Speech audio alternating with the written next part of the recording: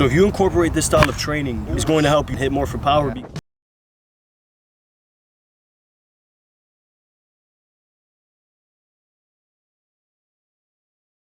So we just got to the field.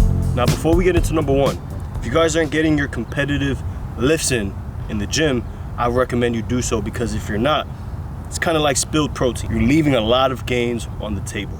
Number one reason why you're not hitting for power is because you're missing barrels.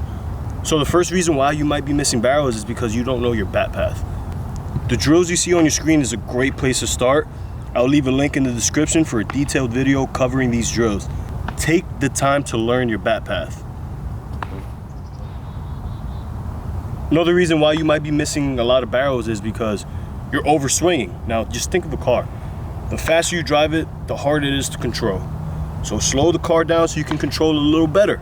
It's kind of like the swing. It is like the swing. Another reason why you might be missing barrels is because you're listening to these quick fixes. So when we're at the box and you're having a tough day, you might hear a coach or teammate say, man, just throw your hands at the ball. Now you're just desperate to just hit it. Make sure that your goal is not just to hit the ball. Hitting the ball is the easy part of hitting. So when things aren't going your way, stay calm, trust your training, and most importantly, trust your instincts. So the second way to unlock your power potential in hitting is to know what actual power is. Every time I ask somebody, what do you think power is? Majority of the time they say how far you hit it. Think of power like this. Think of ISO, and then think of hard hit percentage. ISO is a raw measurement of power based on extra base hits, so anything between doubles, triples, and home runs. So that means you want to be hitting the ball in the right spots. Yep. Now we go to hard hit percentage. Hard hit percentage is simply just how hard you hit the ball. Now we mix those two together. If you hit a ball hard into a gap, that's a true measurement of power. The bonus at the end is going to help you cover the hard hit, and it's going to help you cover the ISO part of power. So stay tuned and watch for that bonus. Now this next way to unlock your power potential I hold very close to my heart. But before we get into that, enjoy this little montage, because in this montage I will leave a clue or two as to what the next one is. So watch closely and enjoy. I'm a love giver, searching for glory, I'm a strong winner. Throw me the ball cause I'm a hard hitter. Only be swimming in the deep river. I'm a love giver, holding on to all the best things in life. I'll be pushing on through every second in the night. I'll be reaching up to every moment in the light. You know I got a reason, I got a mission that excites me.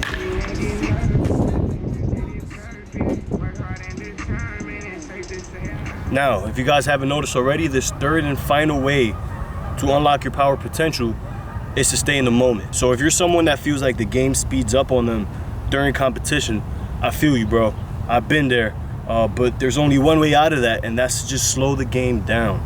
What I'm about to tell you right now is going to help you accomplish that. Now, I can make an entire video on how to stay in a moment and enter your flow state. For right now, you're not unlocking your actual power potential because you're just not in the moment. Your mind is elsewhere. It could be on the last pitch. It could be on that bad call Blue made. But the point is, your mind isn't here. So this bonus I'm about to give you is going to cover all three concepts we just covered, and it starts with a challenge. So ready? This bonus is this. I challenge you. I challenge you to change up your batting practice sessions.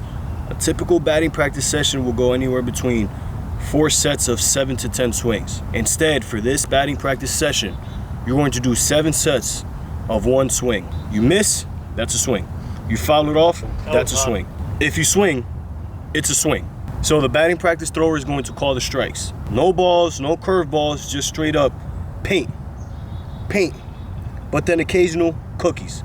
And your job as a hitter is to make sure you capitalize on those cookies, on those mistakes that batting practice thrower or pitcher might make. I like cookies. So if you incorporate this style of training, you are going to train yourself on how to stay in the moment, because you only get 1 swing. It's going to help you pick your pitches and hit more for power, because now you are being patient and you're getting more barrels because you're swinging at better pitches. If the batting practice thrower says strike 1, whoa. If he says strike 2, whoa. Keep your calm, find your pitch. If you get to 2 strikes, then you might have to swing the bat a little more. Otherwise, really zone into one spot and hit that ball hard. 7 sets, 1 swing. After every swing, take turns with your friend. Use that time in between swings to analyze and adjust. If you don't know what analyze and adjust means, then I recommend you watch this video, because in this video I'll cover everything you need to know about analyzing and adjusting, and that's how you improve in this game.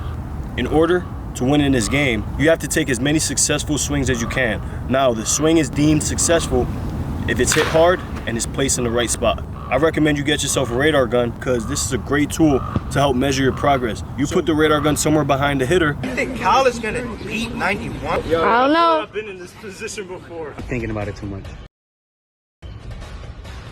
Number 9. If you do have a radar gun, you're gonna have a number that's going to qualify as a barrel. Let's say it's 70 miles per hour. Anytime you reach 70 or more, then that swing is deemed successful if it's placed in a gap. If you find that that number is too easy, then you can raise the number. It's kind of like progressive overloading in the gym, which we spoke about in the beginning. Y'all should be getting your lifts in. You're going to try to add some miles per hour, some numbers to that original number. So maybe next week you can go up 1 or 2 miles an hour and try to consistently reach that number again. That's how you're gonna measure your progress, and soon enough, barrels ain't barrels unless they're over 90. I hope y'all enjoyed this video. If you haven't already, hit that like button for the YouTube algorithm, because they ask for that kind of stuff and it helps your boy out. Hit that subscribe button, hit that notification bell so you'll be notified every time we drop a video, all dedicated to help you become a better athlete on the diamond. So with that being said, let's get to work, because you already know what time it is, right? Yeah. The time is now. Let's go.